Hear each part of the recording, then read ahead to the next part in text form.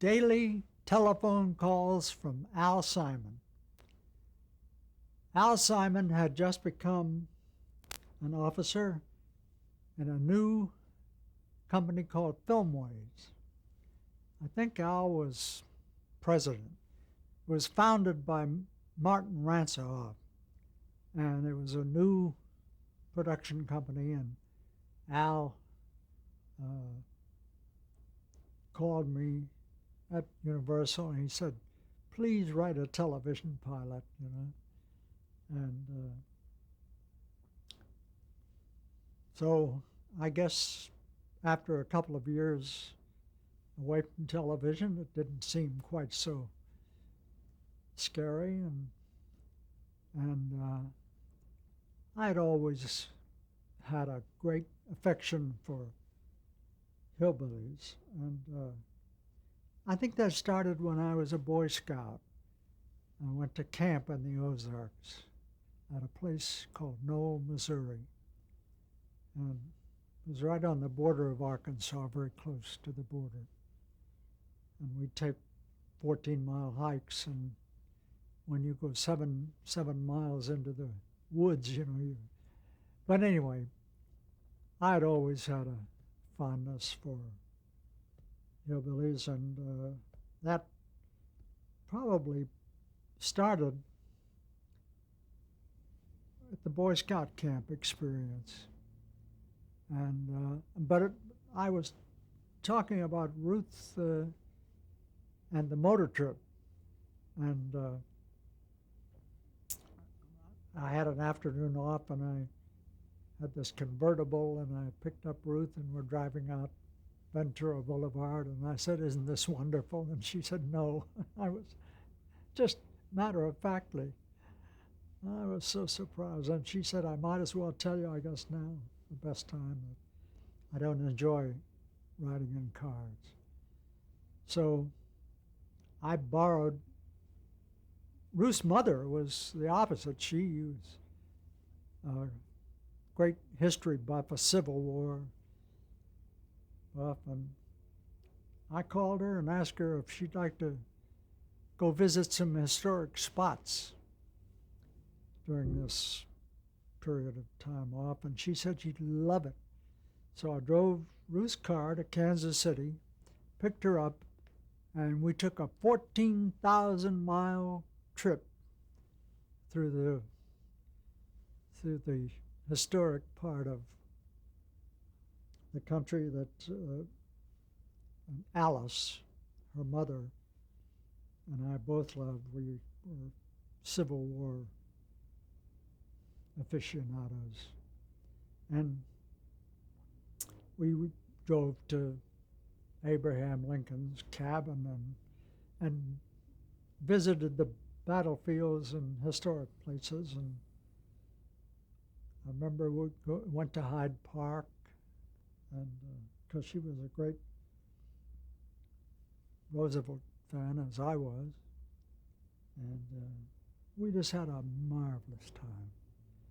And I remember as we were driving along a highway, I said, imagine someone from that Civil War era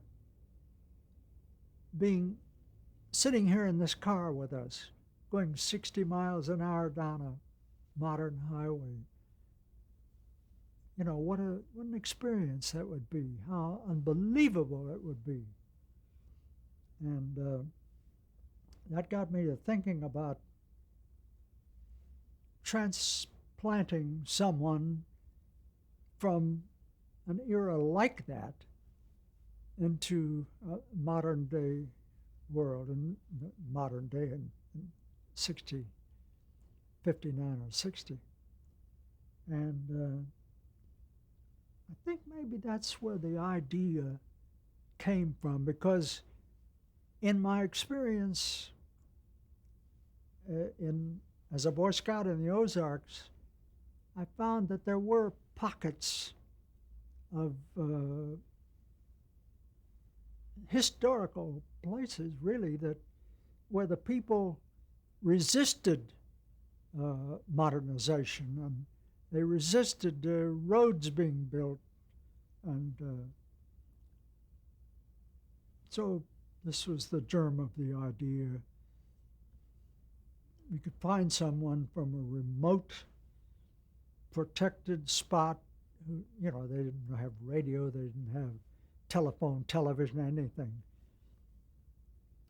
to transplant them by some means into the modern world, being modern world in 1960, 61. And that was the beginning of the thought about the Beverly Hillbillies. And what I wanted to do was escape the week-to-week depressive setting of the backwoods thing. As I said about Tobacco Road, it was very, very funny, but you wouldn't want to see it very often because it was depressing. The setting, surroundings. So I thought if you could take someone from a hillbilly, a real hillbilly family, and somehow transplant them to a modern city. And my first thought was New York. And then I thought, this would mean expensive location trips, and why not transplant them to Beverly Hills, where you have the same sophistication, maybe more. And then to make that possible, they had to suddenly become affluent. And that's how Jed was out shooting at some food, and up through the ground come a bubbling crude. And so all of a sudden they're millionaires. There had been a musical group called the Beverly Hillbillies.